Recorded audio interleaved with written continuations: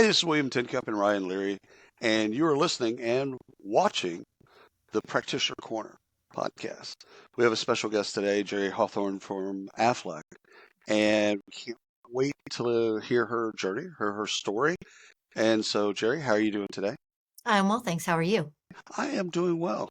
It's Good. bright and sunny here in Texas, and so we're Yeah, not being hammered with hail, which is it's always a unusual. nice thing. It's always a nice thing. That It's good. is. It is. It's I been don't a think Jeri weird. gets hail in Georgia. It, You'd be surprised. You oh do? yeah. Yeah. Oh, Yes. well, I stand Yes, corrected. Yes. it comes across and just goes, yes, not a good Yeah. thing. Yeah. So, Jeri, why don't we do a quick introduction? Would you tell us a little bit about yourself, introduce yourself? Sure. Jeri Hawthorne. I am the CHRO here at Aflac. I've been with the company almost 5 years and have worked in HR either directly or indirectly for more years than I am proud to say. Over 20, under 30. I'll leave it at that. Um, Over Personnel, under, I love it. yeah, personnel give me my department. over under. Yeah, And have worked across multiple industries and in the US and globally, and have had a really, I think, when I look back on my career, really interesting, unique career. So I'm excited to I guess share that with folks today.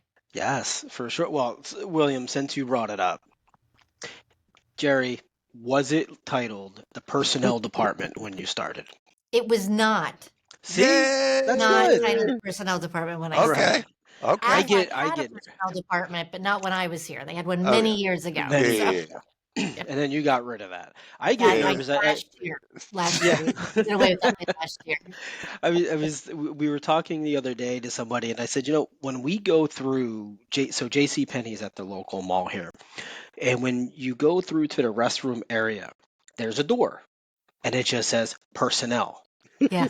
and it gives me the heebie-jeebies every time I walk through it. It just sounds wrong. It doesn't Nothing sound good, right. nothing good happens in the personnel No, department. if you're There's in nothing. if you walk through those doors, you're walking out with a box or a pink slip, one Yeah, or the other. room 101. So obviously, let's start with the current job right now, CHRO. Yep. That you've seen the movement. Some people say chief people officer, people operations, things like that. Yep. Why CHRO? Why was that? Why is that important to you and has been important to you? Well, why here at Aflac? It's because it's the title. It's the It's was the job. title of the job that I Yeah, that I applied to and was hired into, I guess. But fair. I've seen a lot of different titles. CPO, CHRO, head of people. Right. Uh, when I think about it, I think it's really the role to me is really about the person who is probably the most responsible for thinking about the people of an organization. And when I'm saying that, I'm saying, do they have the right skills? Are they well? Are they engaged? Are they organized in a way that makes the organization succeed? So I'm thinking about it through that lens. Perfect. Perfect. So let's go back in time. Let's just say 15 years old. What did you want to be outside of a CHRO? What did you want to be when you were 15? So 15 years old, I don't even think I knew that this was a function back Right. then. I Nor think, did I. Yeah. yeah, I think it was, that was like outside of the, outside of even my knowledge about what exists from a career perspective. I think at the time I wanted to be an attorney, but I don't know that I Ooh. actually did. I think it was one of those, you were naming jobs that you knew. You know what a teacher does, you know what a doctor does, you know what an T- attorney does. TV So I don't know shows. that it's actually Yeah. what I wanted to do, but it's what I thought I wanted to do. Yeah. And did Law and Order comes on, LA Law comes on, and that's what you want to 100%. be. Yeah, that's right. It is kind of sexy. It looks fun. Looks Yep. like Sounds And interesting. Yep. the irony is modern HR, so much of it has Yeah, compliance and that's right. employment law. So you That is exactly you're right. way ahead of your time. I So was apparently. Yes. Yes. where'd you go to college, or what was after high school for you? Yep. So after high school, I actually joined the military. Bless you. I was in the reserves, so I was not a great soldier, but I did it. Um, and I'm proud of doing it. As I look back on that, I think, ugh, you probably could have been a little bit better at that, but I was 18. So, What do you you're expect? 18, you do silly Hmm. things. Yeah. But I did it. I finished. I was in the military reserves for 6 years. So right after I graduated, that's what I did. And then after I got done with all of my basic training, that stuff, I went to college at a really small private college in West Virginia called Wheeling Jesuit. It was one of the only, I had wanted to go to Georgetown. I wanted to go to a Jesuit university, Yeah. and my parents said no to Georgetown. And Santa we Clara lived in California Santa wasn't on the Clara. list. They wouldn't let Yeah. me go that far. We lived in Ohio, so Wheeling Fair. it was. And so that's where I went to undergrad. And I majored in political science because, again, I was still thinking law school when I entered college. Yeah. And it was sort of like, Mm. what's the right path to that? Where in Ohio were you? Southeast Ohio, Yeah. near on the Ohio, West Virginia, Yep. Pennsylvania kind of Mhm. There's a intersection right there, I guess there's is what I would say, about 45 from Pittsburgh.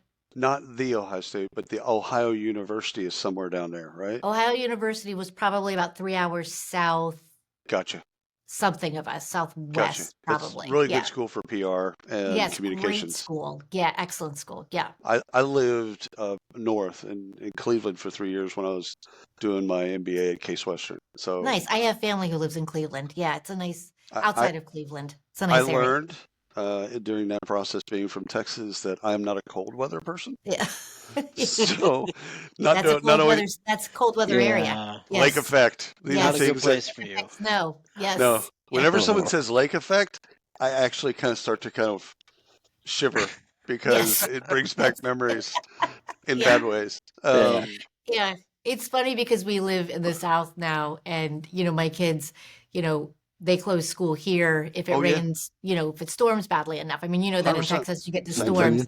And it's sort of like, I have a nieces and nephew. They're older now, but when they were younger, and they would, they would have like, 12 inches of snow, and my sister's like, yeah, I just set them out for the bus. And I was like, That's how we really? are here. Yeah. Yeah. Yeah, My schools my never close here. my Yeah. father was convinced that the meteorologists and the grocery industry were in cahoots because in Probably. Texas, Yeah. conspiracy theory 101. Yeah. So he thought that basically, if you want to know the weather in Texas, walk outside. That's how you'll know because it changes so frequently. Yeah. But in Texas, similar to Georgia, if it's just the hint that there's going to be bad weather coming, everyone Grocery goes store's to empty. Everything. Everything. It's the Yes. craziest thing in the Ah, world, geez. right? You would not understand this No. because of where you live. But No. if today my wife says, oh, listen, AccuWeather says we're going to have snow tomorrow, let's just say, everyone, the entire city goes to the grocery stores. Yep. Yeah. It's That is a crazy. true statement. So We go out in the storm to get Yeah. stuff here. Right.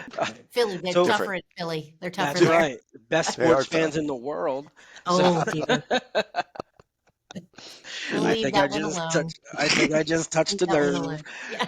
So where did HR come into play? How did you go from Yeah. law and transition and military and all Yeah, of that? so graduated from college, had a couple jobs after college, didn't really know what I wanted to do.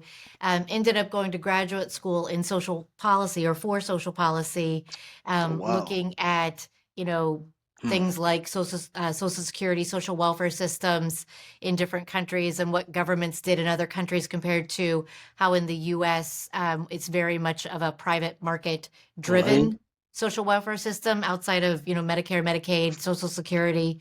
And so that was kind of where I started down that path. And then I ended up getting a job with, at the time, it's Berlitz. I don't know if you remember the Yeah, training of course. company. Yeah. Yep. So, or the language company. So they had a cross-cultural training organization. Yep. And I had gotten my graduate degree in the UK. And so ended up taking a job with them where we were designing and delivering cross-cultural training programs for people who were becoming expats, people who were being repatriated to the U.S., or for business folks who were working internationally. So that was kind of my entree in. So I sort of got into HR from a bit of a side, Right. like a side entrance, I would say, almost from the vendor side of things. And then I moved into global HR, looking at expat assignments, global relocation, and kind of got steeped in that. And then at the time, got married, all of that stuff in the middle of it, and we actually ended up, through my husband's job, we moved to Denmark. He was working for a bank at the time, and so we moved to Copenhagen, and I worked for a company there, Novo Nordisk. It was happenstance that I got a job with them, and you may know them now because they are the makers of. Do you know what Novo Nordisk is the makers I know of? the company, I know what they do, but I don't know what they make. I don't. They were they've been diabetes care for years and years and years. So Ozempic? Yeah. Ozempic. They're the Ozempic. Ozempic. Okay. And the interesting thing about that is they because they care about their employees, they don't overwork people. The demand is insane. It's an amazing company. But they only produce so much. That's right. Because they're not going to overwork their employees. Where normal pharmaceutical companies here in the United States are like, hey, we're running 24/7. Keep going. That's exactly. They're an amazing organization. They are amazing. Yeah, I was lucky. I was really lucky to get to work for them. And I worked for them for almost 4 years while we lived there. And then we got repatriated back to the US. And that was when I stepped out, and took a little bit of time at that point, stepped out entirely for a couple of years. I did some project work, for folks I had worked with in the past, but really kind of took a step back, had small kids and, moving back, and just wanted to focus on that for a little while. 100%. So when you were doing the global work, there wasn't all the stuff, the technology and all the stuff that we have today, like paying people in Brazil or delivering some type of services to people, health insurance, things like that. Like all that stuff was in its infancy.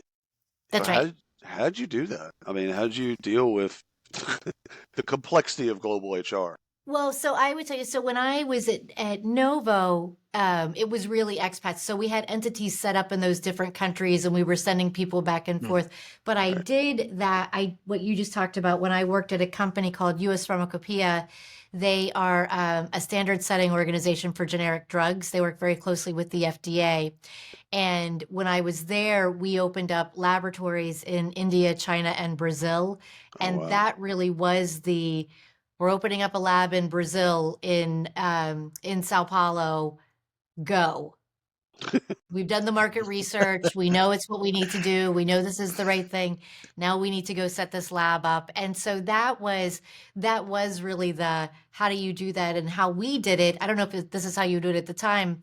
The internet did exist. So we did I would do a ton of research on vendors. And then typically when you start working with some of the global vendors, the Korn Ferries, the Spencers, the Heidrick, they have relationships in those locations. And so you start to find vendors in those different countries. ADP, God bless them, they exist worldwide. My experience is that, they're a very reliable payroll provider, regardless of where you are. But it would just be a matter of identifying the vendors, kind of the staffing plans, and then just starting working through sort of step by step with okay, how do you set this up from a legal entity perspective? How do we hire people? Do they need employment contracts? How do we compensate them? How are they paid on a relative basis to the folks in the US? So it was really, what I actually loved about it was about asking questions. I didn't know the answers, certainly. I didn't know, you don't know the answers to those questions, but, it's really about knowing questions to ask and then kind of asking the next question. So, okay, you don't have health insurance here. Okay, so do you have a federal or, a socialized healthcare system? Is there supplemental health insurance? Do companies offer that? So it's really sort of there's the question and then the questions behind the questions that really inform that. At least that was my experience. And because of your time at Berlitz, you understood cultural appropriateness. It helped. It definitely helped. It did. Because you could go into Chile and say, okay, I don't know what I don't know, but I know it's different than Bolivia. That's right. So That's Yeah. exactly right. Oh, Yeah. that's cool. Yeah. Okay. So how do you go into a lot of people that will listen to this Hmm. are following a similar path at some Yep. point, and maybe they're going, it'll be different now for sure because there's Yep. tech Yeah. and other things to help. How do you go into a different country and build a team to ground yourself within that area to help you move forward and open up new locations? Yeah, I mean, it really for the way we did it and the way I did it was it was literally relationships. So, and the relationships started Hmm. with the vendors.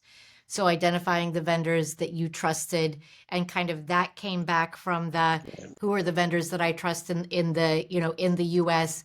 Do they have an entity in that country? So, starting and building the relationship with them. And then what I found was there were a few key hires that we would start with. So one Hmm. was who's the site head, right? You've got to have that person, Right. identifying the scope of that role, making sure that you're hiring the right person who can collaborate locally on the ground as well as with, the team in the US who's been sent there to set things up. And then for me personally, it would be now I need my local HR person on the ground.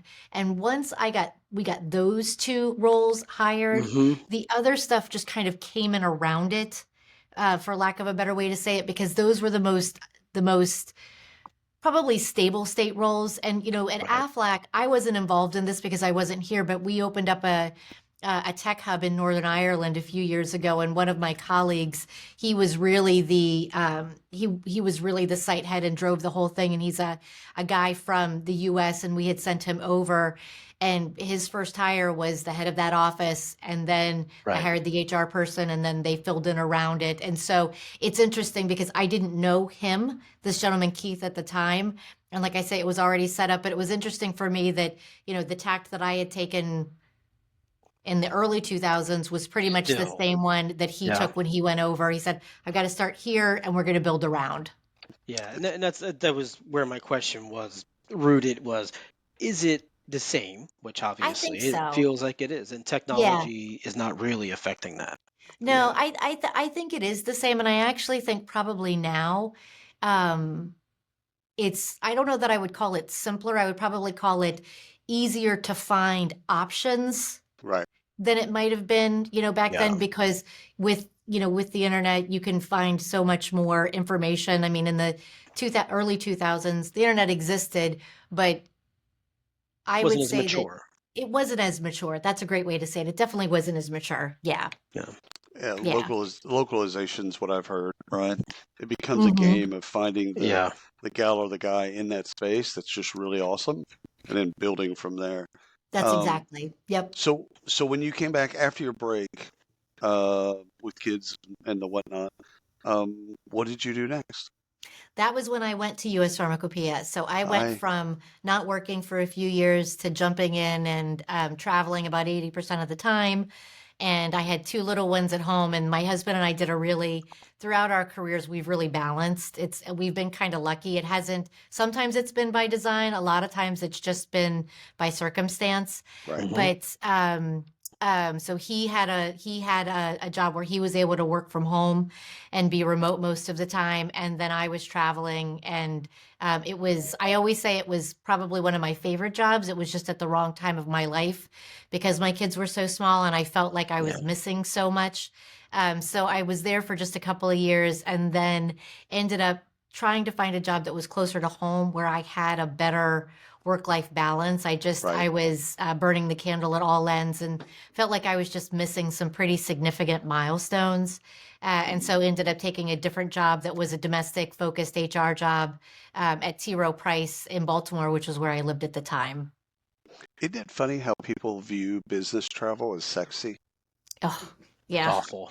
It's awful. There's no Yes. glamour Yeah. to it. I don't care if There's Yeah. you're at the no glamour Ritz. to it. Yeah. It Yeah. sounds great. It It really sounds does. beautiful. Yeah. Yeah. Wait, You see those people who get to get on the airplane first and their automatic upgrades, and I'm always a little jealous. And then I think, well, what did eh, they have to do to get that? Like that That's right. takes a yeah. lot of They travel. just traveled That's 100,000 it. miles last Exactly. month. That's it. Yeah. Like, yeah, That's it's funny. On the travel piece, I don't know about you guys. Food, the amount of food that I eat and the type of food that Uh-huh. I eat for the oh, Yes. next It's 3 weeks after I get home, It's a Yeah. recovery. Awful. Yeah, Oh, it is. yeah. Yeah. No matter Awful. what I do or how long we've been doing it, it's That's right. just I agree with that. That's bring the funny. buffet clothes with you because you're going to Yeah. need them on the plane. That's just how it So is.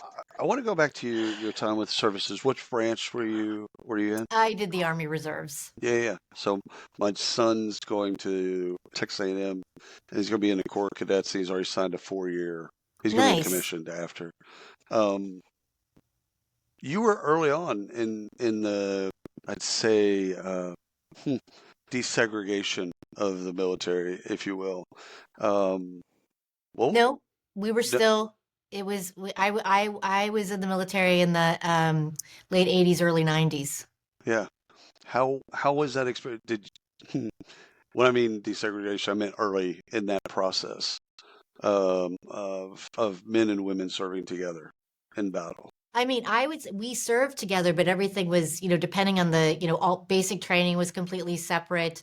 Oh, It was, it wow. was still like Okay. it was Yeah. still So pretty it wasn't separate. integrated. Yeah. Yeah, Okay. no, when I got into when I got into my unit, that was, Yeah. that was desegregated. It was men and women, and, Yeah. women were mostly at the time, at my experience, they were in nursing, medical corps, Right. they were in administrative roles, some engineers, some in communications, but mostly more in that kind of office That's what I thought. administrator roles. I don't know if that's the case anymore, and Yeah.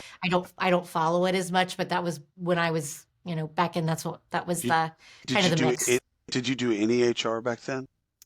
Did I you was a touch legal HR? specialist, so I was a legal specialist while This I was. legal thing. We keep coming back to Yes. legal. That was the other, that's how I knew it wasn't for me, because I was like, yeah, this is not it. This is not it. That's why a lot of people do internships. Is the same Yes, thing. It's to learn what you Hmm. love and what you don't love. But it's that's right. interesting. It's actually probably served you because of so much of HR does come down to Yeah, compliance it and to has. It definitely has. employment Yeah. law. So that's interesting. Um, while you're on your break, sabbatical, whatever, how'd you keep up with what was going on with HR? How'd you? I mean, I know you had some projects running, Yeah, I had but some projects, and I would say I don't know that I did. In full transparency, I mean, I really sort of stepped back to be a mom, right, and I wasn't even sure at the time. Like, I wasn't even sure that I would go back. So it was one right, of those that I had worked in Denmark. We were Hmm. very, very fortunate that it's a socialized system, and so the childcare there was unbelievable. And then when we came back to the US, it's different than that. It's more Hmm. expensive. You have to figure it out on your own. And so I really wasn't sure if I wanted to go back to work or I didn't. And so I did project work, but it was more of the, yeah, I'll keep doing this, and then I ultimately decided to go back in, because quite honestly, my husband's career kind of took a left turn. And so we both sort of looked at each other and said, well, one of us has to figure this out, or both of us, like, well, how are we going to do this? And so I said, well, I can look, I'll start looking too. And ended up going back, and I've worked consistently since then. I think I was right. probably a better mom, a better working mom than a stay-at-home mom. Hmm. Just and Yeah. I just love my kids. I love them. That's me They're too. adults now. I love them. 100%. However, Yeah. However, they yeah, probably liked me better as a working mom. I'll just say yeah. it that Yes. way too. We will I make sure that we cut this snippet out Thank you. no. and This will post be it this will all. be the title of the show. Yeah. But the thing is, I can relate because when I was traveling Hmm. pre-COVID, um, my kids loved it. They loved seeing me, weekends, this, that, and the other. And through COVID, man, I think they would like for me to be on a plane. Yeah. Yeah. It's just, Yeah. it's This almost is like just too leave it. much. We're So, getting so Jerry, we're getting ready to travel next week. We're doing yeah, live shows. The first thing they do, they planned it already. They go Yeah. out to eat when I'm gone. Oh, The very that's first night that I'm gone, yeah. and I don't know how to take that. Yeah. I'm you, kind of sh- like, that's you a It's should take it. celebration. celebration. That is a celebration. Like Yeah. if you go out the third day that I'm gone, okay, Yeah. you just didn't plan dinner. That's This right. is the first night. Yeah. No, it's This a is a celebration. celebration. Or He's you not could flip it here. on its head and you could say, well, they have to do something fun so that they're not sad. Ah, See, I like that better. silver Yeah. linings. There you There Uh-huh. you go. go. Uh-huh. Yeah. Yeah. Yeah.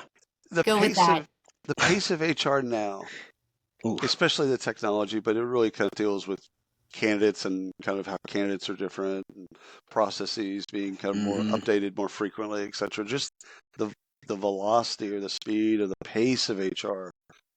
How have you adjusted to that through the time? Because it's like JFK had like what 12 days to evaluate the Bay of Pigs before he made a decision. Yeah. Today he'd have like 8 seconds, Probably. Yeah. Yeah. right? Yeah. So Yeah. so different but similar in the sense of there was a time in HR where you could really sit down and think and be strategic and be thoughtful and intentional and all this other stuff. You still want to do that, but the pace is so quick now. Yeah. So how have you dealt with that? Have you come to grips with that? Well, I will tell you, I like change. And so I think that helps. It does. I'm not afraid of, taking risks. I'm good, bad, or indifferent. I'm trying to be very measured with them, and in particular Mhm. with my job, I'm very measured with them. Um, there's the personal risk taking versus the professional and the role. And I think about those differently. But so how I think liking change helps because I have a higher level of tolerance for ambiguity Right. than people who may not like change. And so I'm very comfortable operating in the gray when it comes to those types of situations. Not everybody is. Some Right. people prefer a lot more certainty. So I think that helps.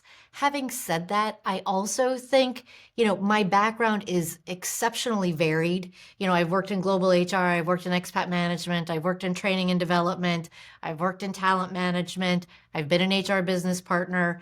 And I've done, global comp and ben, and I think that breadth, I think it gives me a good foundation when it comes to looking at the pace of change and things coming quickly because I think I have a variety of different experiences to draw on and to kind of consider different options. And I mentioned before about asking good questions when you're doing global HR. I mean, asking good questions is critical when it comes to this kind of stuff. So you may have less time to make a decision and to move left or right. And I think when you're in those situations, it's even more imperative to ask good questions and to make sure that you're trying to maximize the questions that you're asking. How do you communicate that change then down into Mm. the organization as the leader of all the people? How do you communicate that in a way that doesn't create anxiety among different groups of people because people take change differently? That's right. That's right. And it depends on the change, right? If I was communicating that I'm giving everybody a raise, that's an You easy know. communication, right? Like those are the ones that people are very, happy to hear. Um, you know, I surround myself with people who have really different points of view than I, and I think that's exceptionally Yeah. important. And even before I came over here today, I had a meeting with the person who runs our corporate communications, and her style is very different than mine. And so we're getting ready to work through some things with the organization, with some of our benefits, and not negative, but just different. Mhm. And we've got a group of an organization that we've had some leadership changes over the last year, the pace of change externally. So we've got a lot of employees who I would say are probably pretty saturated. And Got it. my innate way is, well, let's go, let's go. So with her, I'm like, what do you think about this? Here's what I'm thinking. Let's talk through this. So I have her, she's a communications professional. I trust her point of view. I also have folks, I've been at Aflac for about almost 4.5 years now. And I have a group of people who I work with who have been here 10 years, 15 years, 20 years. We have a strong Hmm. organizational culture. And so I'll go to them, hey, we're thinking about this. Here's what I'm thinking about. Let's talk about it. How do you think this will land on this population? We have a global investments organization in New York City. How do we think it will land on them? How do we think it's going to land on the people who work in the mailroom? How do we think it's going to land on the people who are working in our call center? So Yeah. I try to cast kind of a wide net to get different points of view and take an approach that's not necessarily a one size fits all. So a great example is the organization made the decision about a year ago to freeze our pension. We were one of the remaining organizations in the U.S. Publicly traded companies that have a pension, and so it had been frozen to new entrants in 2013. And last year, we made the decision to freeze the pension. That was a massive shift for our population. The perception of that was massive. And even though only about 60% of our employees were able to participate in it because of the turnover and just since we had frozen it, it's the people who have been here the longest and the people who have the most history and the people who, have given everything to this company. And so communicating that change and our approach for that was one that we're still going through that is very, very, very high touch. And so we just had a session on Thursday or Friday last week to talk about here, we said we had committed to, we're going to communicate with you every step of the process so you know what's coming and what's coming next and what actions, if any, that you need to take. So we had a big session on Friday. We had almost 1,000 employees who participated in that session where we went very deep on here's a letter you just received. Here's what box 1 means. Here's what box 2 means. You need to take action if it says this. By the way, we're going to have these individual sessions. And I talked to my head of global investments and I said, we're planning to have people from our pension, from our 401k provider sit on site at our different locations. Do you want someone there? And he was like, no, we don't need that here.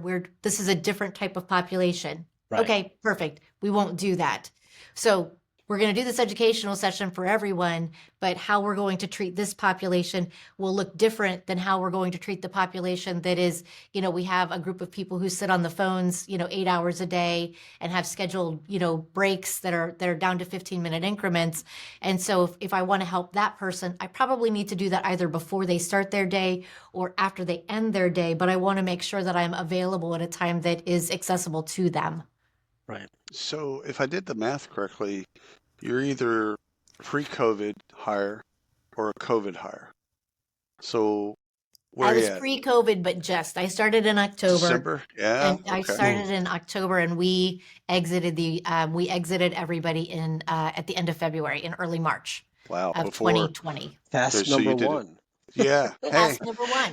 That's number one. Yeah. So glad you have all these strategic plans. Anywho, we're going to change the business model, That's it. Yes. and Yeah. everyone's going to be remote. That's right. We don't need to rehash like all the things and all the trauma. But I would like to ask the question of how did you recuperate? Because HR and all companies in the United States, well, all over the world, they were leaned on heavily, especially the comms department, but everyone in HR was just, and I think they did an exceptional job by and large of just getting their organizations to a place that they never even considered. But then there was also towards the end of the year, 20 and into 21, there was a high burnout. Yeah. Because people had just intellectually, emotionally, and otherwise. So Yes. how'd Just you exhausted. exhausted? Because Yeah. it's coming at you from every angle at this point. Now, how did you recharge your battery from that experience? So are you asking me personally or asking Yeah. about the organization? You personally. So, I'm a big believer, I like work. So that's Yeah. let me start there. I think that, in jobs, the kind of job that I'm in and the level and intensity that it is, you have to like what you do or Yep. you can't give it what you need to give it. Right. But I think, burnout is something that started heavily during the pandemic. It is still significant. We do every year. It's called Aflac Workforces Report. Every year we've done this. I can't remember how many we've done, but we've done it for the last 14 years. I did a lifeline there. We've done 100%. this for the last 14 years. And, we're still finding that almost 60% of American workers are feeling burned out. My guess is that that was probably higher during the pandemic. I don't know that Hmm. off, cold, but I would assume because of myself. Um, and I think when you're in a situation where you're burned out, and what I did in particular during the pandemic, was you try to find moments of joy. And I'm going to talk about the pandemic, and then I'm going to kind of pivot. So the pandemic was a little bit different because everybody was locked down, right? And Right. so there was a novelty. I don't know if you all experienced Oh, it, yeah. but in Uh-huh. the beginning there was the novelty of the, hey, you want to do charades, a virtual charades game? Yeah. Let's do a Right. virtual happy Right. hour. Let's, Yeah. let's do virtual teams. Different And recipes for banana bread. Yeah. that's it. Yeah. Yeah. Yeah. Hmm. Like, Yeah. and I think people were really, they were trying to make the most of it. It was novel, but then Right. as it dragged on, I think by the end we were all sort of like, Uh, can I please stop looking at myself for 8 hours a day on a 100%. screen and 100%. Yeah. and I feel like I'm not stopping working and it all is bleeding together. And so I would tell you, during the pandemic, I made a point of, it sounds silly, but walking every day. I made a point of, some sort of physical exercise. I was one of the thousands of people who got on the wait list for the Peloton and got a Peloton. So that I think physical exercise is absolutely critical. It helps me Right. personally. So making sure that I was getting some form of physical exercise. I made sure that I tried to read something that was not work related Hmm. every day. And I tried to just disconnect from work. Right. My kids were teenagers, and so I was kind of, I think, Ryan, or I think, Ryan, you may have said it, like, where they don't really care if I'm there or not. Like, they were sort of like, Yeah. yeah, so I wasn't one of those people I didn't have to make sure that homework was being done or that they were Hmm. logged in. And I'm fortunate. I don't know how those parents did it, quite frankly. God bless them all, and God bless all the teachers, who did that and kept the Yeah. educational system moving during that time.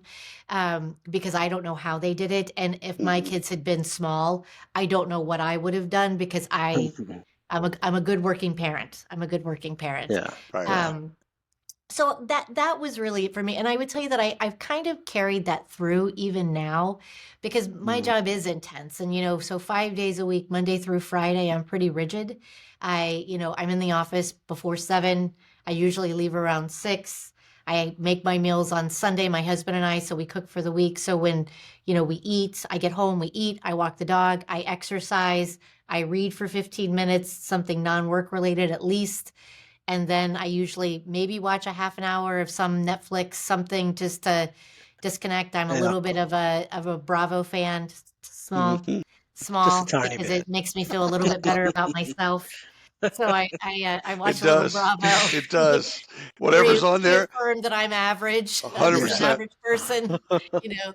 And then I decompress on weekends, but I take PTO. I encourage my team to take PTO, take time off. And that was during the pandemic. That was a big thing too, that we found nobody was taking PTO. Everybody was just, well, I'm Yeah. going to work for 8 hours, but it's just upstairs. And so it was take PTO, take time, Hmm.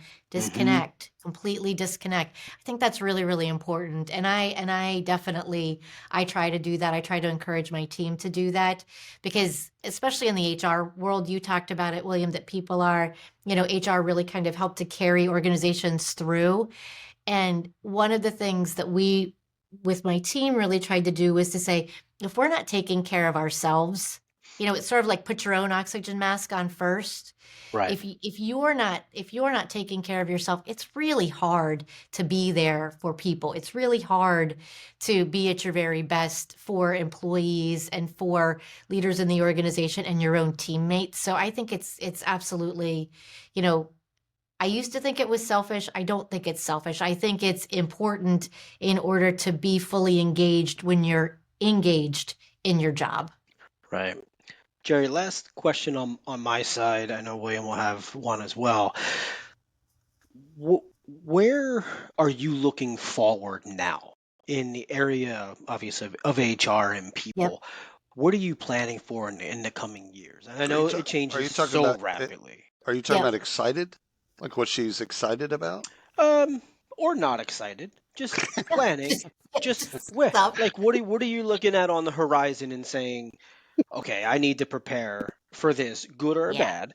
Right Yeah. around the And I corner. know it Yeah. changes so quickly, but It what are you does. what's keeping you up right now? Well, I would tell you that employee wellness, I mean, we're an insurance company, Right. right? And Hmm. so we want to be best in class with our benefits and our wellness offerings. And so for me, we have a lot. We have a lot. Our biggest area of opportunity is how we package, present, and make sure that our employees know what we have so that Right, they can access it when they need it, right? And right. so, you know, Actually use it. actually use it. So it's Yep. not, if we have all of these, and it's not just benefits, like it could be our learning and development programs. It Right. could be, Hmm. it could be our mentoring programs. It could be our, we have a daycare on site.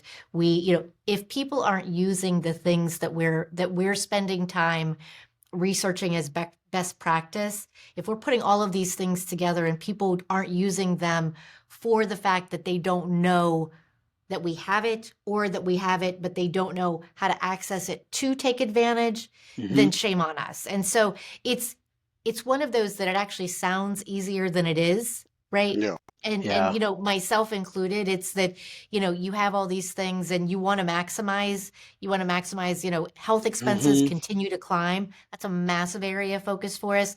So we want our employees to be well and healthy, not just because it's really good for them as human beings, but Right. it's also there's lower absenteeism. Right. Our insurance costs are lower. So Sure. our own costs as a company are lower. So, when I think about it, what I like about HR and my job in particular is I get to think about how do we do these things for employees to help them be healthier, be smarter and more capable, be more engaged, all of those things. And then I also have to think about it through all right, well, I got to convince my CFO about why I need to spend this money to redo the Hmm. daycare or to Right. add this benefit or to not pass this additional cost onto employees, but to carry that cost, but for us to carry that cost for our employees. And so that really is when you know, it's something that probably should be, well, that's just BAU. And yes, it is BAU, but for me, that's sort of a low-hanging fruit that's not as low-hanging as people think. Um, Mm. so that is and will continue to be an area of focus as we sort of move on. And when I think about my role and that of the HR organization, we try to think about, yes, we have to do everything that drives the business. The humans are what drive. We're a white collar organization, so the humans drive our organization. And so when I think about them, I think about humans in a very holistic way, right? People bring themselves to work, as they say, and so how are they feeling mentally? Are they engaged? Are they burned out? If they are, do they know the Hmm. resources that they can use? You know, are they engaged in their communities? Do they have opportunities if they want to do volunteer work? What's our stance on that? We have a good one. Let's make sure they know about that. Are they physically well? Are we giving them tools? Do they have access to a gym? Do they have access to an app if they don't have access to a gym so they can do things that they want to do? Are we helping them to maximize their financial benefits, right? So are they maximizing the 401k? When we made the decision to take the pension away, part of what we've done is a massive education about how can you better leverage your flexible spending account? How can you better Right. leverage your 401k in order to save? So let's educate them on their financial wellness so that they're getting the benefits of that as well. So Right. that it's really about we've got all of these great things. How do we actually move the needle on ensuring that they're being better used, and that Right. our employees have access to them kind of in the moment when they need them, and not they spend $1,000 because they went to urgent care or they had to go to the ER. And by the Hmm. way, had they gone for preventative care, 3 months ago, they may not have had to go to the ER for whatever, That's right. for whatever issue. I love that you're thinking about adoption, usage, consumption, because every year you get new things that people will pitch you, That's and yes. it's almost and if you don't look at those things, you get bloat, you get feature bloat, you get That's benefit right. bloat. And a benefit isn't a benefit unless people utilize it. That's right. So you And can you have do an have to, EAP. Go so ahead. you have to continue looking forward too. And, Oh everybody yeah, talks about AI. I feel like every HR, article and, generative AI and what's happening with that and how will that impact the workforce and what are you doing as an organization? And that is something that we absolutely pay attention to and that we're mindful of. And how can we as a company leverage that so that we are becoming more efficient and automated in the tasks that are less customer impactful or that are more repetitive, so they're not the address changes, kind of those right, basic things. But it's not about, are we going to replace our workforce with AI? No, it's that we want to be able to pivot our people to actually focus on the more value add work for humans that they're dealing with, because we have, as an example, we have cancer insurance. So if you're dealing with someone who has cancer, you might be talking with someone who has had the worst news of their life.